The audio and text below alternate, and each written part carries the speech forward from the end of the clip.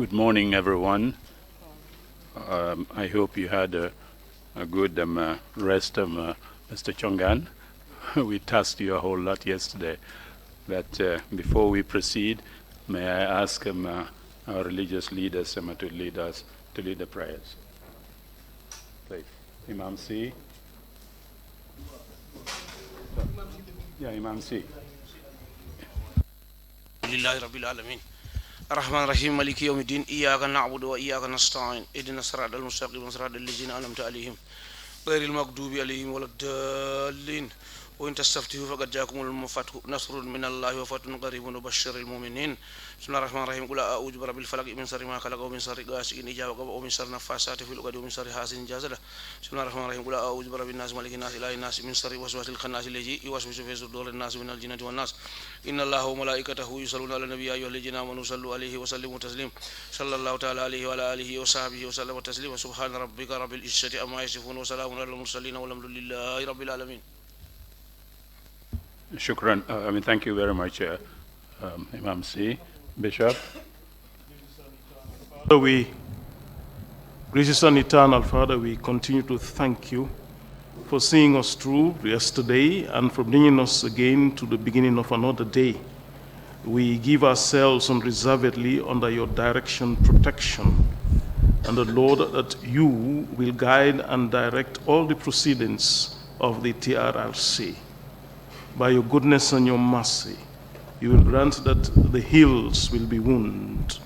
All hearts, merciful Father, will be comforted by you, and the reconciliation will be made possible by your grace, so that all of us in the Gambia will live as one family, one big family, brothers and sisters together. Help us in our task as we seek to establish the truth. This we ask in your Son's name, Jesus Christ our Lord. Amen. Thank you very much, Your Eminence. We will continue our consideration of the main agenda item before the Commission, and that is the hearing involving witness Mr. Ebrima Chongan. Thank you very much, for setting the scene for us to start with what happened in July 1994. That is a good starting point on what is to come the next 22 years. We shall continue the proceedings that way. Lead Counsel, you have the floor, please. Thank you very much, Mr. Chairman. Mr. Chongan, I hope you have rested well. Welcome back to this hearing. May I kindly remind you that you are still under oath? And may I remind everyone here present to turn off their mobile phones, observe decorum that is expected, and also avoid using electronic gadgets to record these proceedings. If you want to have a record of the proceedings, please approach the media unit of the TRRC, and they will be obliged to provide the material. Mr. Chongan, yesterday you talked about the events that happened prior to July 22nd, 1994, and you explained everything that you know about the coup, the things that happened to you and your colleagues while in detention at Mile 2 prison.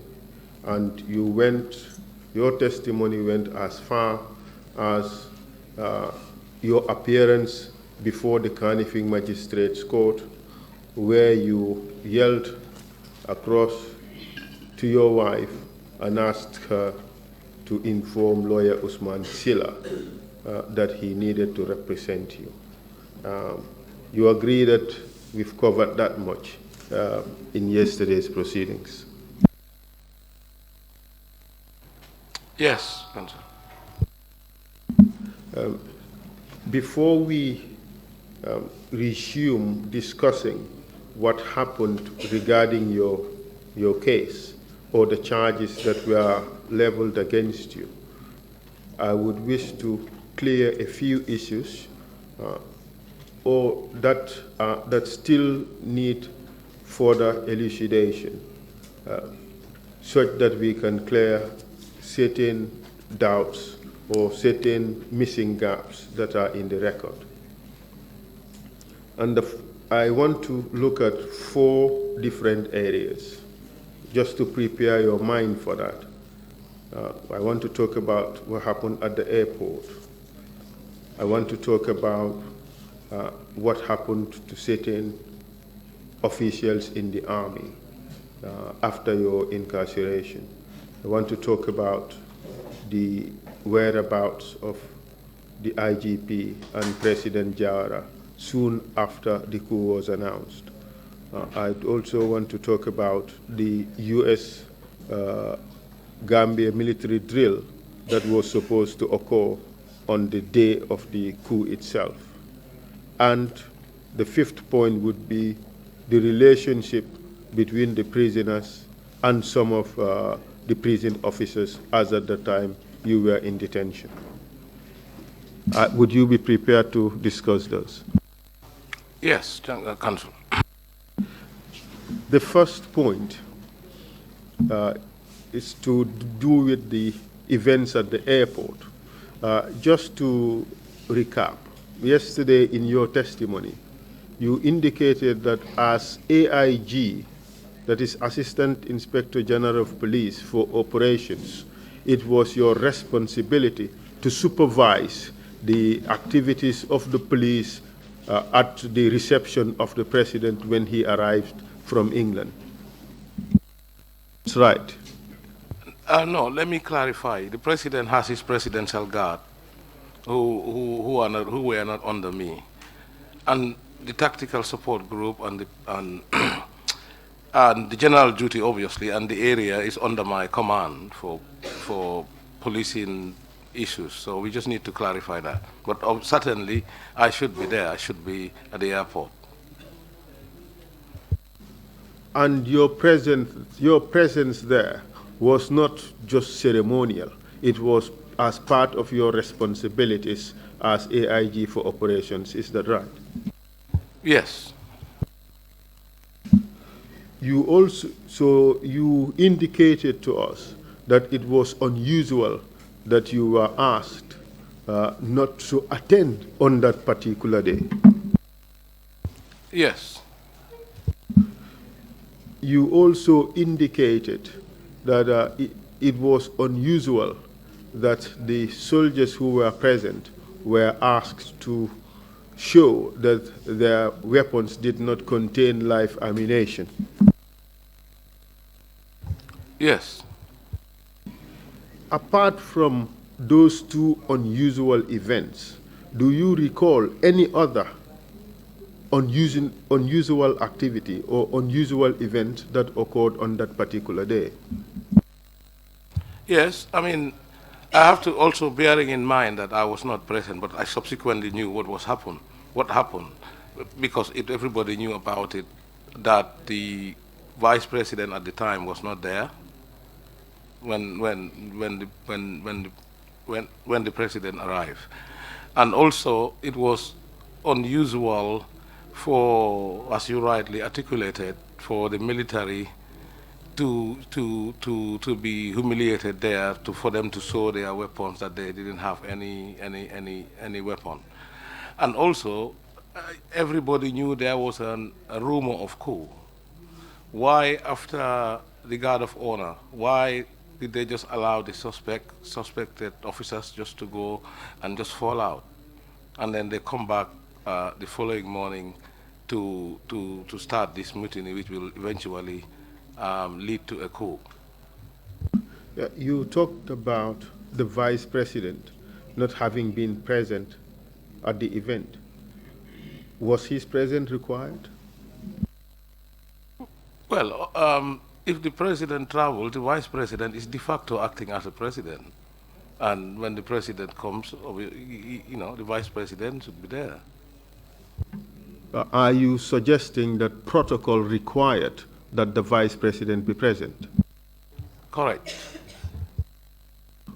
Do you recall the name of the Vice President at the time?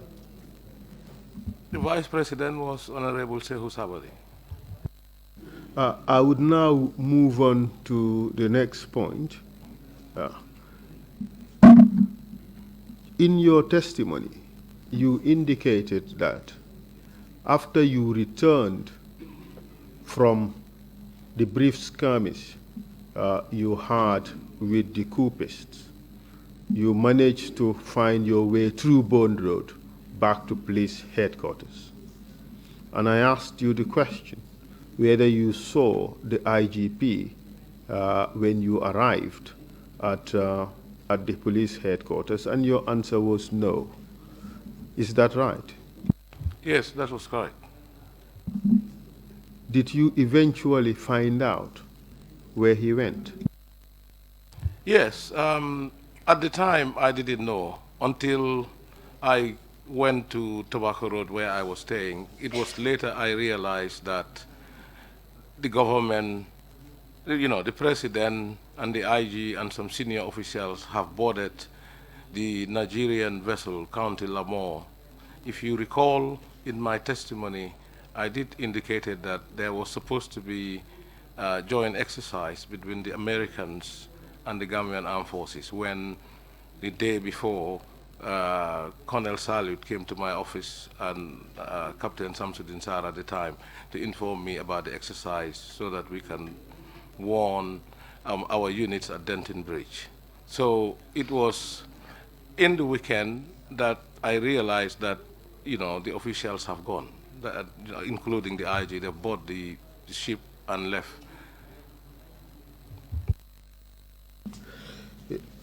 May I draw your attention to paragraphs 29 and 30 of your statement?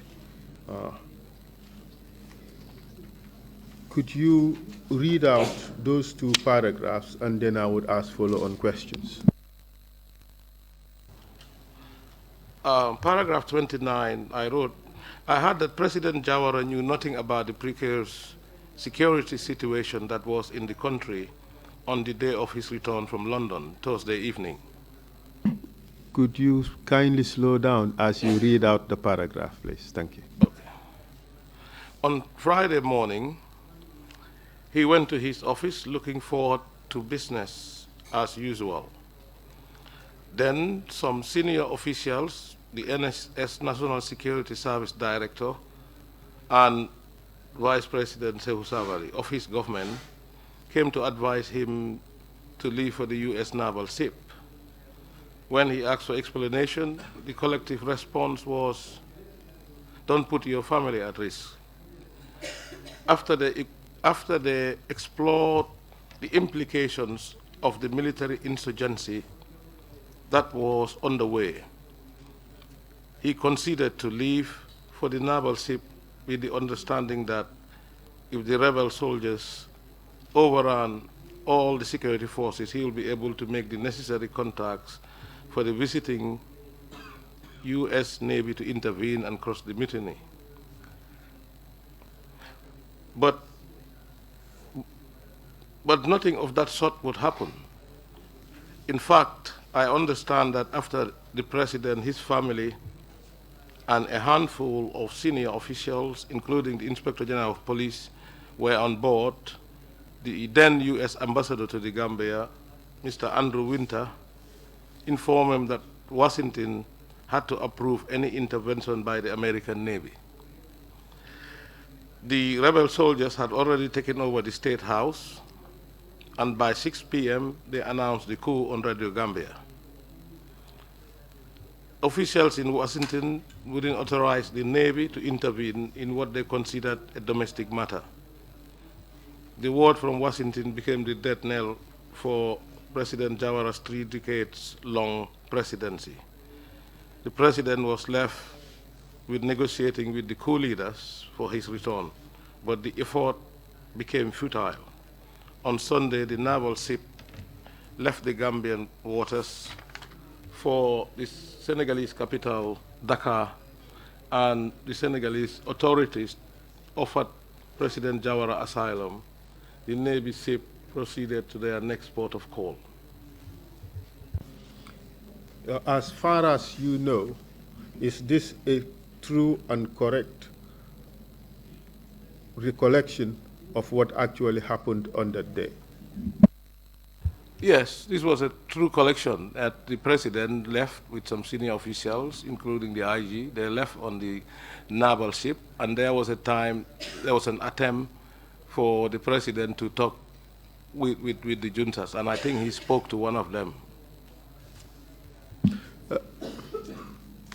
You were certainly not present when these events happened. Can you tell us how you got to know about this? I got to know about this from Captain Gassama, who was the ADC of President Jawara. And Captain Gassama was living in exile with me in the United Kingdom.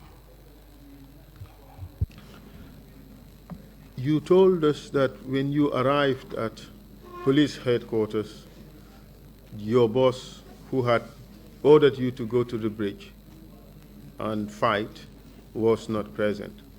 How did you feel when you eventually learned that he went on board the vessel with Jawara offshore out of the jurisdiction? Well, I was not pleased. I was very shocked. But I mean, the reasons you will have to ask him. But for me personally, I felt bad. I wouldn't ask you why you felt bad. I would move on to the next point. On the day of the coup, there was to be a military drill between the Gambia Armed Forces and the U.S. Marines. That's what you testified to earlier. Is that right? Correct. Could you explain what was the nature of this exercise? Sorry to interrupt you, Counsel, but before you proceed on that particular point, Mr. Chongan, can you recall what Gassama told you? Maybe Gassama would come. He can probably clarify these points for us. But what was the nature and the means of communication between the former president and the coup leaders? Well, the Americans had their ship. They will have their means to communicate, because, I mean, they did communicate, and their ambassador was around. And, you know, the Americans will definitely have capabilities to be able to do that. Thank you. You may continue, please. Thank you very much, Mr. Chairman. And my question was, what was the nature of this military exercise? Yes, as I explained before, during that time, every couple of years, the Americans do what they call a West African training tour, where they will exercise with the various navies, Senegalese Navy, Gambian Navy, all the countries are going in the coast. In fact, a couple of years before 1994, there was an exercise around the Mandinari area, and I was an umpire with Captain Omar Faye. In fact, that time, I think Jammeh was a sergeant in the military police, and he was there. And when I say Jammeh, I mean Jammeh. So, but this time, what was different is that the exercise was going to be in an urban setting, because I think the American brought in some amphibious landing vehicles. So that was the major difference, because this time it was in an urban setting, and with all the implications it will have. What are the implications that you have in mind? Well, that was the reason that Colonel Salib came to my office to tell us, because, you know, in the urban setting, you know, the vehicle, a lot of civilians around, etc. Can you further explain what you mean by urban setting? How was this to affect daily lives of people? Yes, I mean, the urban setting of the exercise around Denton Bridge, etc. Denton Bridge is the main link to the capital. So, you know, there would be major traffic difficulties, etc. That's what I was alluding to. Was it contemplated that this military exercise would impact on the movement of people? Correct, that's what I said, movement of people and goods. Was it also contemplated that this military exercise would involve movement of troops within the city? Yes, that's what I said, with the amphibious landing, the vehicles, you know, armed soldiers, etc. So that is what I'm trying to explain. I am trying to understand the scenario that would be created with such an exercise. Correct me if I'm wrong. Would it imply having a lot of movement of men in military uniform carrying weapons running after each other within the city? Yeah, yes, you're right. And around Denton Bridge is a major urban area. And you said this scenario was different from what used to happen. Is it correct that this is the first time, or that was the first time when such a training exercise was held in Gambia? No, I mean, the setting was different, but I did mention before that I participated in an exercise a couple of years before.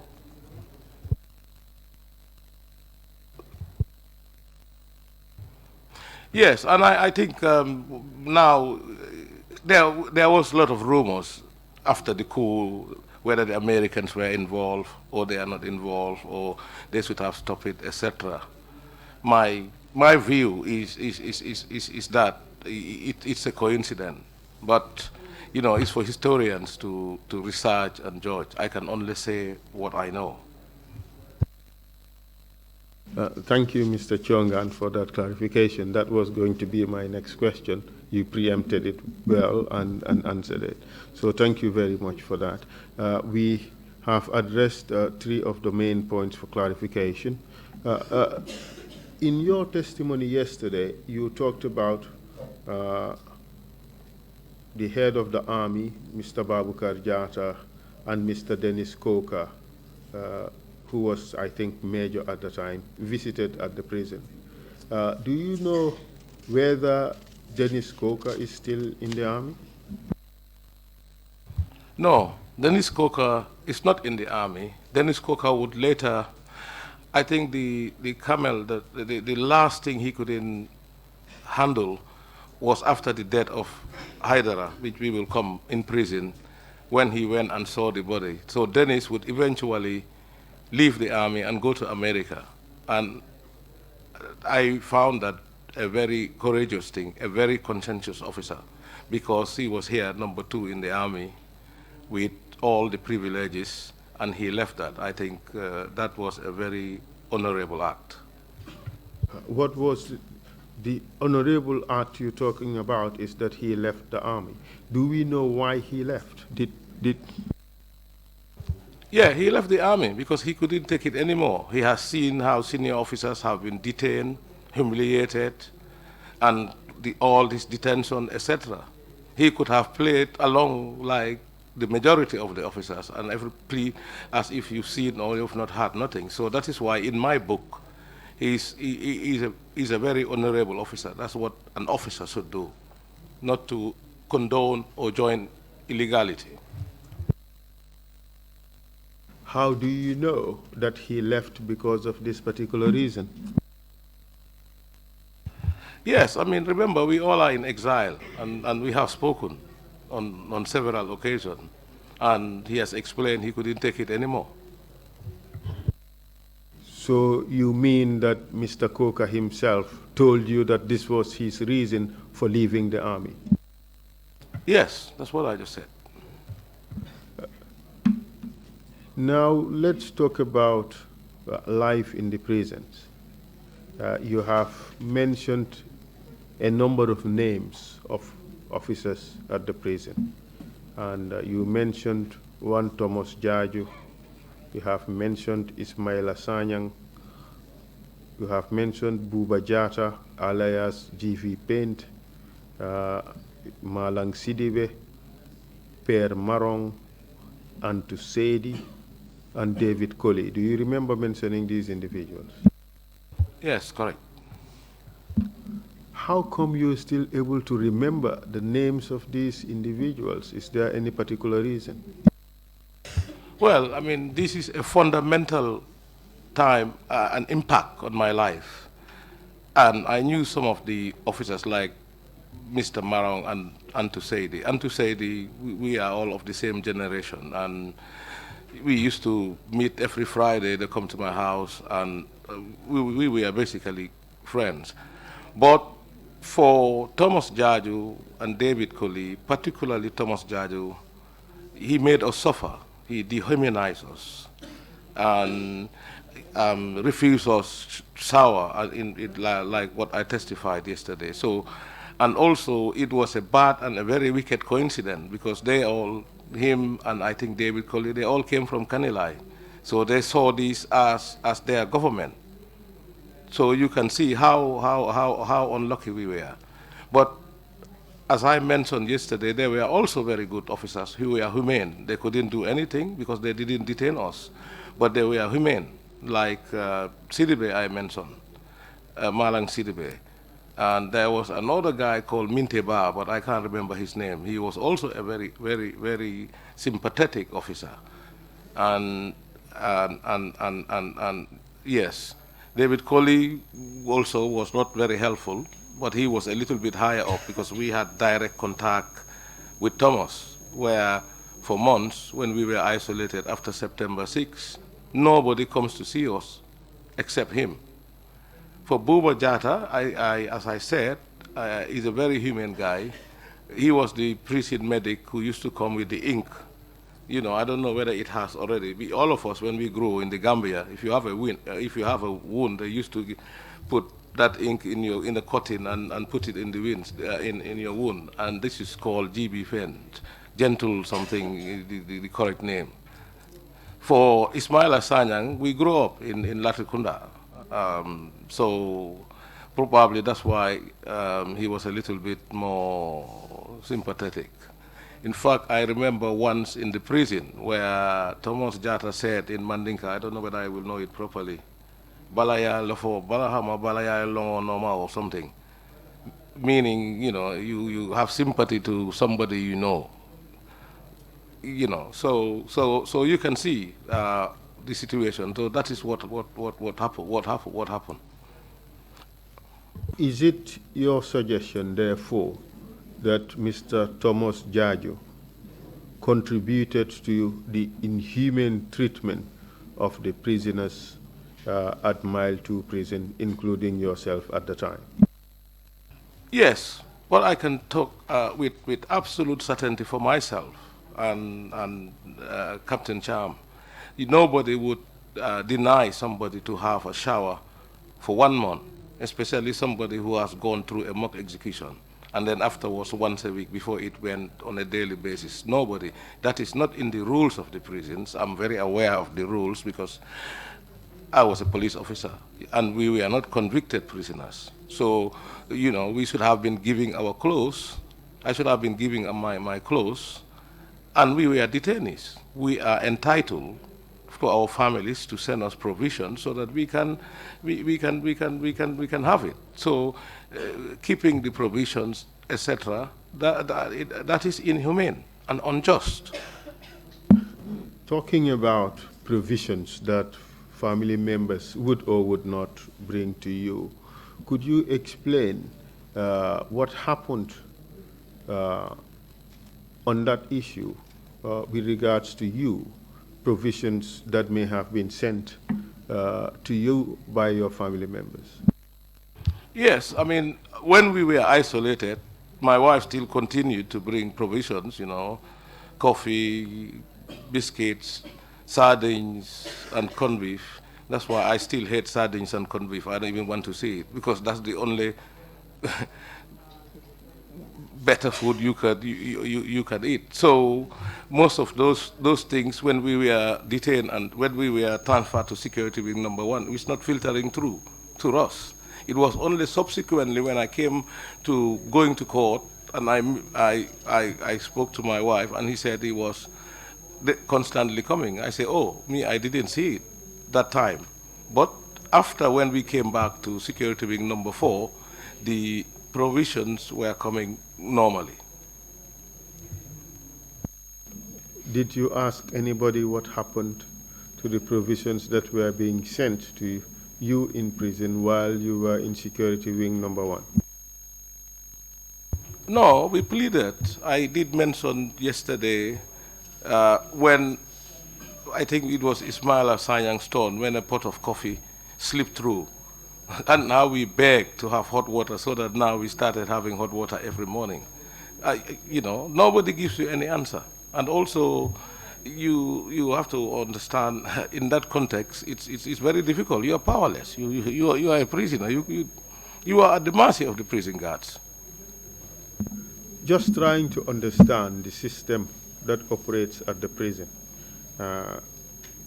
Could you explain the problems surrounding provisions or monies sent to the prison for the benefit of prisoners? This is important because at some stage this commission may have to look into institutional reforms, and we cannot do that if we do not understand the problems. So I want you to explain your understanding of what happens in the prisons regarding provisions or monies sent to detainees by members of their families. Well, I mean, it's a very difficult thing, and also you have to look at it in the context. I don't know now, but before, prison wardens were not properly paid. And to be fair, this is just not a Gambian problem. This is prisons all over the place. If you don't pay the prisoners, there will be smuggling. I think that's what you want me to illustrate. And also, I'm not sure whether detainees are allowed to get money. But we had some good prison wardens who would help us so that you can have food or special food. And I have to be brutally honest, we had to smuggle food. I mean, under normal circumstances, they should have allowed our families to cook for us. But, I mean, if you don't get money you won't get food that comes from, and it's not even every day, that's maybe every couple of weeks you will be lucky.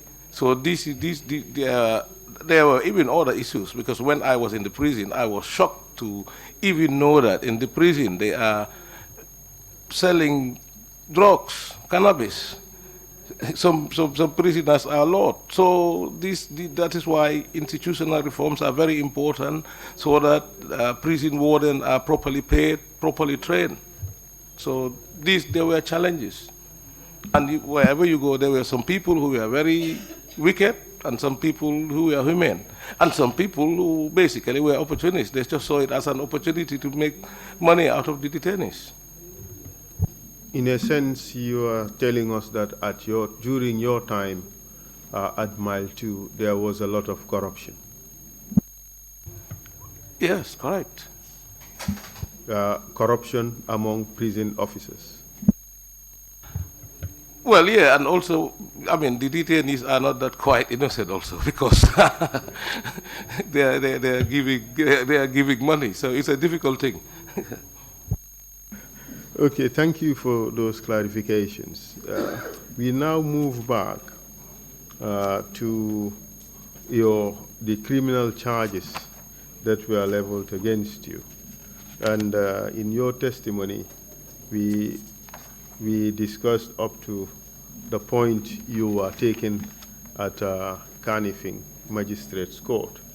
I know, Mr. Chongan, that also in your testimony, you had discussed the fact that there was a consolidation of 2 charges against you, and the case was ultimately transferred to Mr. Bori Ture. But that part of the testimony seemed to have been rushed. So I want us to take it a little more sequentially and step by step. We also note that your statement really constitutes what I may describe as a prison diary. Is that correct? Correct. So explain a little bit about the diary. Why would you call it a diary? I call it a diary because I was recording things contemporaneously, as I indicated before and submitted the manual written notes, sending out. That is why I'm able to capture date, time, and people. Significant is the issue of the dates. So I would want us to go through the dates you have recorded, and then you would discuss with us the events that you had recorded in your diary about those particular dates. You understand me?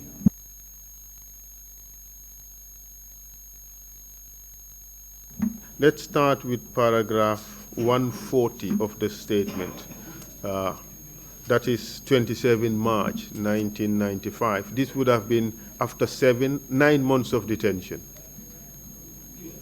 Could you explain what happened?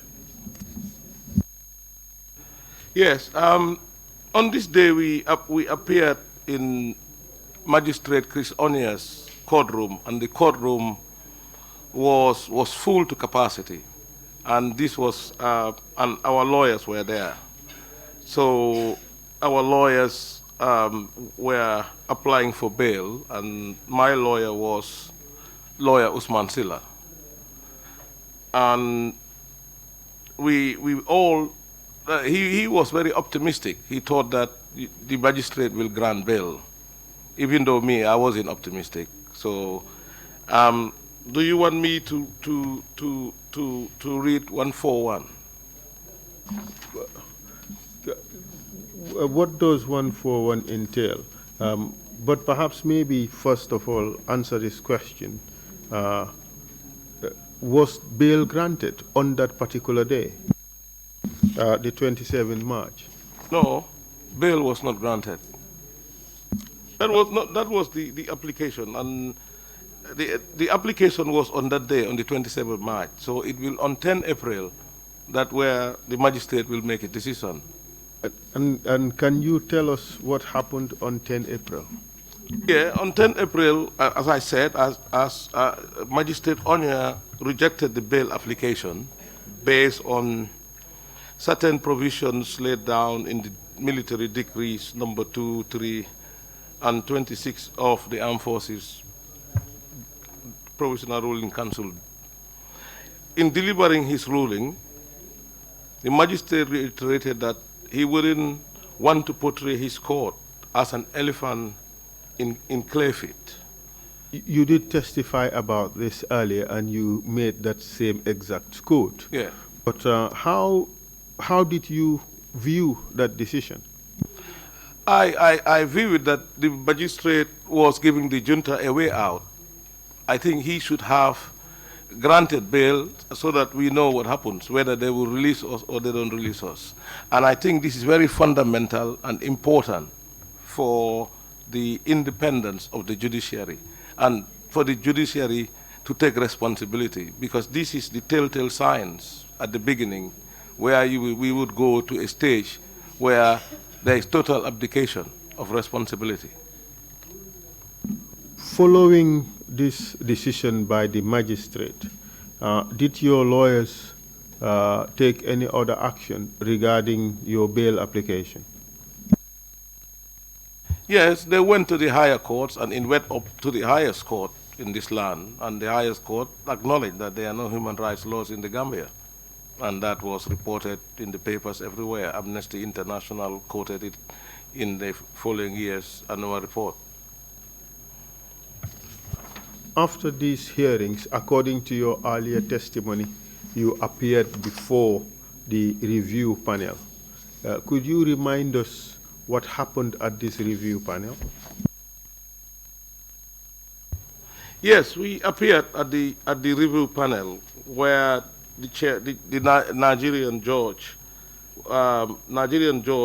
Justice Obayan was the chair, and he was assisted by one Miss Jatuka, who was a state counsel at the time from the Attorney General Chambers, and the other panel members were ASP Jatabalde, and then there was Counsel Mustafa Marong, and also there was Imam Momodu Drame of Latrikunda. And as I indicated yesterday, they said they cannot do nothing. The only thing they can do is to recommend, but they just ask you how many wives you have, how many kids you have, how many number of years service. For me, I think it was just a futile exercise, and they were trying to copy what happened in '81 when there was a review panel to look at the various detainees who were detained. So this was just a charade. Did they, at the panel, tell you the reasons for your detention? No. They said they couldn't do anything. Did they ask any questions that pertained to your activities as members of the security forces? No, they didn't ask that. Did they put anything on the table suggesting that you were accused of having committed any crimes or violation of any laws? No, they didn't say that. I mean, the Nigerian judge, Justice Obayan, was a senior judge, so he knew that we have not committed crime. It's the other people who committed treason, not us. So nobody could have charged us for any security reason. In fact, there was an interview with Jammeh in the early days of the coup with BBC where he said, oh, the detainees committed treason. And I think it was Elizabeth Ohini who told him, how can they commit treason when they were defending the government of the day? How did Jammeh respond to that? Well, that's history. What else can he say? Did he say anything at all? I didn't remember. I didn't remember, yeah. Okay, interesting. The next important date you mentioned in your diary was the 9th of May, 1995. This would have been after 10 months in detention. What happened?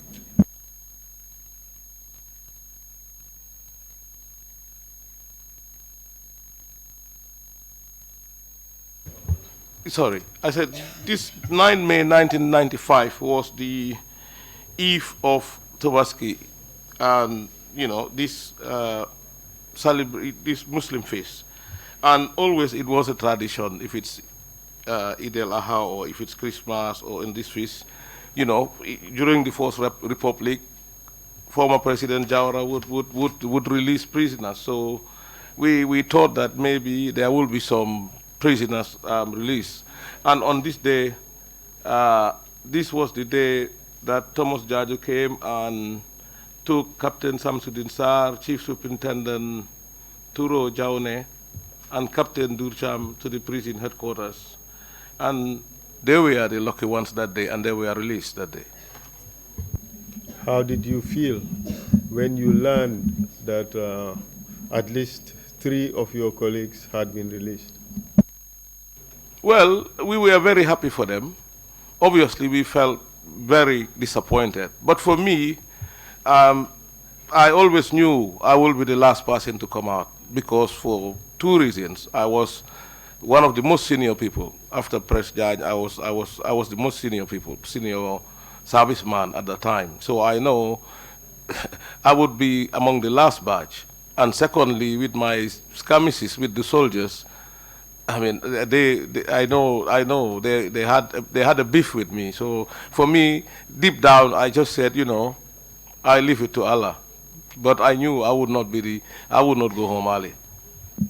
Was there anything else about you, your personality, perhaps, that militated against your early release? Well, everybody had personality. I know what you are alluding to. I was young, I had a high position, but I am proud. Nobody can accuse me of corruption.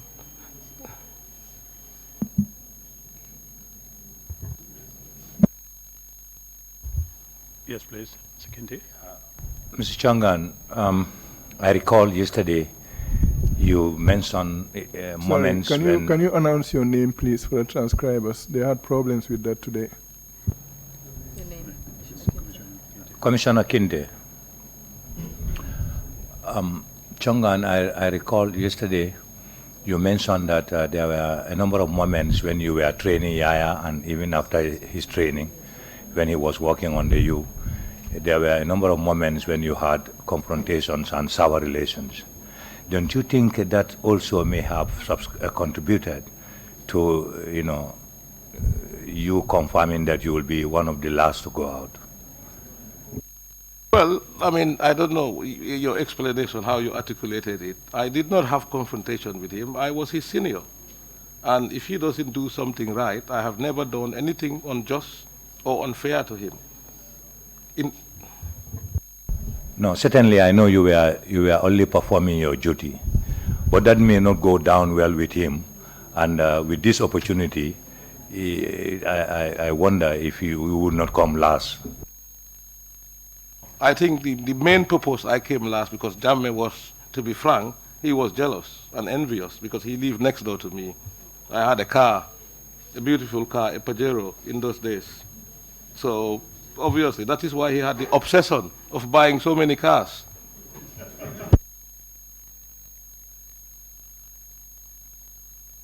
You may continue, Counsel. Mr. Chongan, you had a nickname in the forces while you were a young soldier. What was it? Well, you said it's a nickname. Yeah. I was called Dinding Manso or Bambaba. So, but I mean, well, and I don't like that name. I'm not a Dinding anymore. That's why maybe Jammeh called himself Babili Mansa.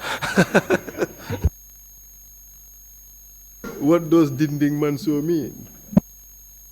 Well, that's a Mandinka word for a young king or ruler, whatever. I'm sure the chairman knows it better than me. Do you act like one in your younger days? I cannot act like one. I was a serviceman subjected to military rules and regulations. The problem was military was young in the Gambia, and people did not understand the concept and the psyche of young officers. I mean, as young officers, as all of us, we had some moments of youthful exuberance. That's quite normal. I won't ask you to elaborate on that. Counsel, I'm not going to elaborate on that. I am leaving that to rest. Thank you. Thank you, Mr. Chongan. May we proceed to events of 1995, June 1995 to be precise. Yes. Could you talk about the events you recorded in your diary about 2nd June 1995? 2nd June 1995 would become a very sad day, but we woke up in the morning as usual. Now, remember, we are almost a year now in prison, so we are used to the routine. When you wake up in the morning, try to get some hot water and do the normal admin stuff.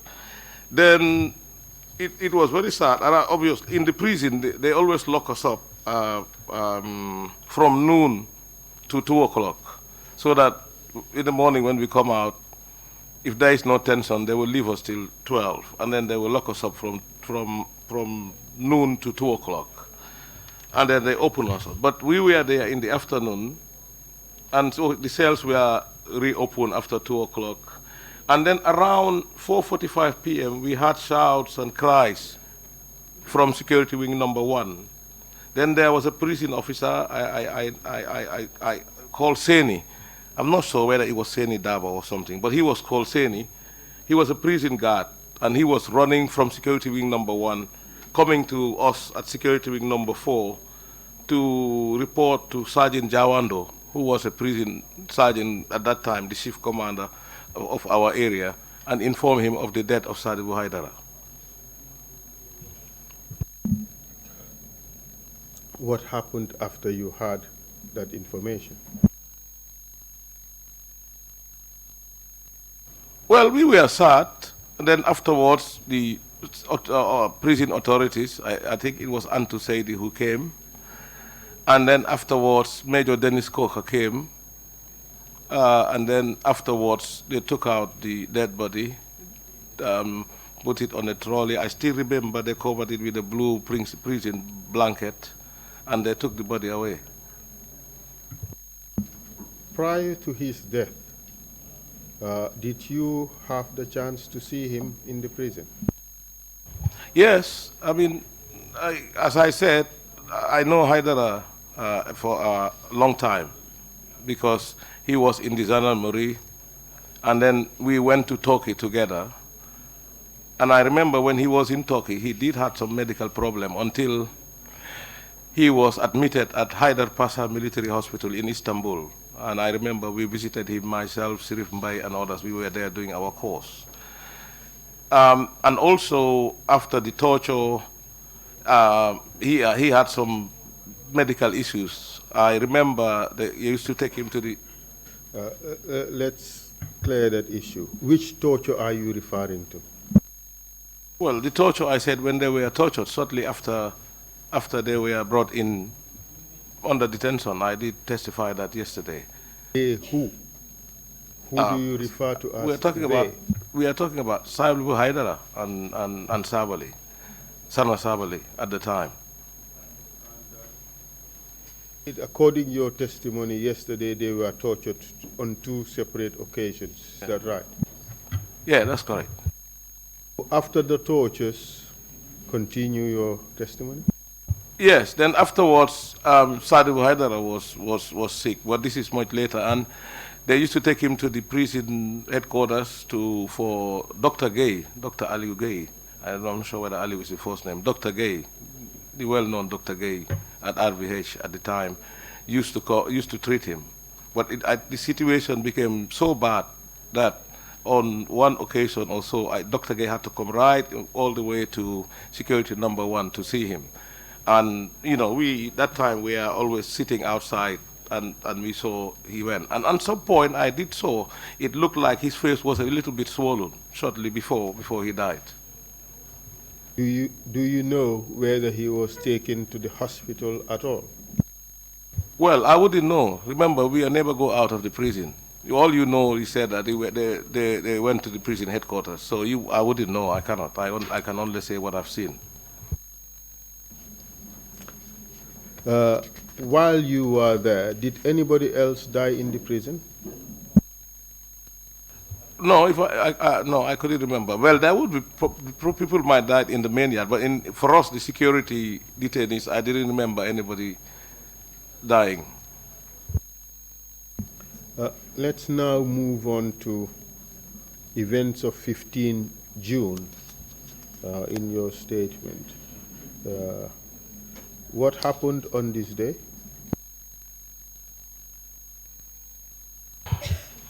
On this day, Major Malik Njai, who is alias Pacha, who was the army doctor, Captain Ebrima Kambi, Corporal Alaji Kebe, and Captain Sana Sabali, they were summoned to the prison head office, and they were taken to the army headquarters, and they were informed that they would be court-martialed.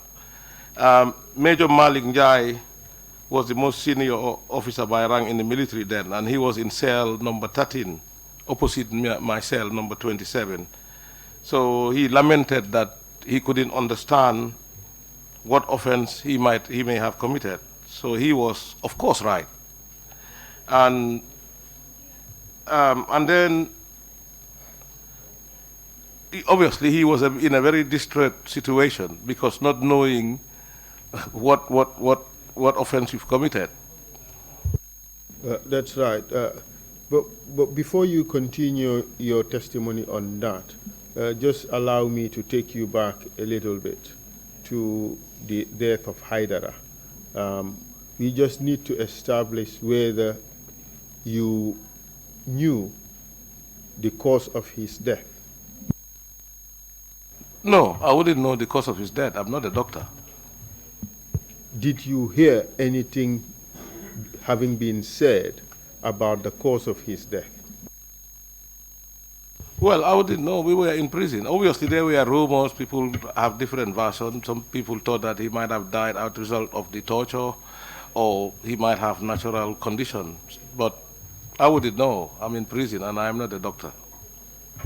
Did you hear the government announcement as to the cause of his death?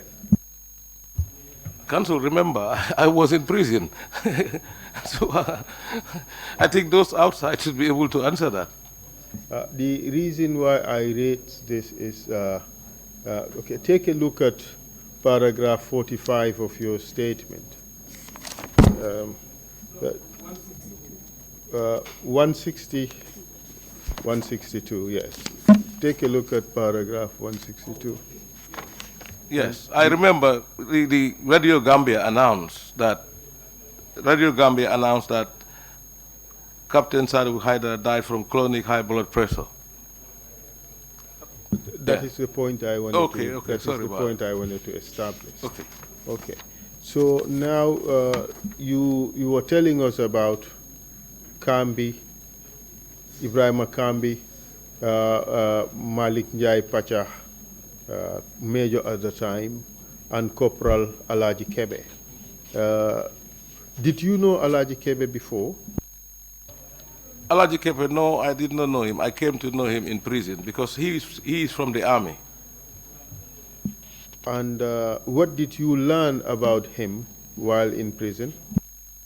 Well, Alaji Kebe was one of the victims of the November 11. He was shot and very sad, and he stayed in hospital for a while before he joined us at mile 2.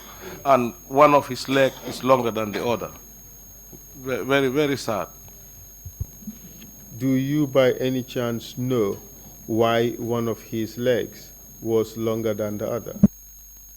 That was as a result of when they shot his leg. That's the cause of it. So on this day, Alaji Kebe, Corporal Ebrima Kambi, Captain, and Major Malik Njai were summoned to Army headquarters June 15th and informed that they would be court-martialed. That is what you said earlier, correct? Yes, and Sana Sabali was there also. Were they eventually court-martialed, as far as you know? No. On 25th of June, somehow, Major Malik Njai and Kambi's case were suddenly dropped. But Sana Sabali, his case was dropped, and he was eventually court-martialed and sentenced to a number of years in prison. Do you know what happened to Alaji Kebe? Alaji Kebe continued to be in prison, even to be in prison. He was there for a long time. I think we even left him there.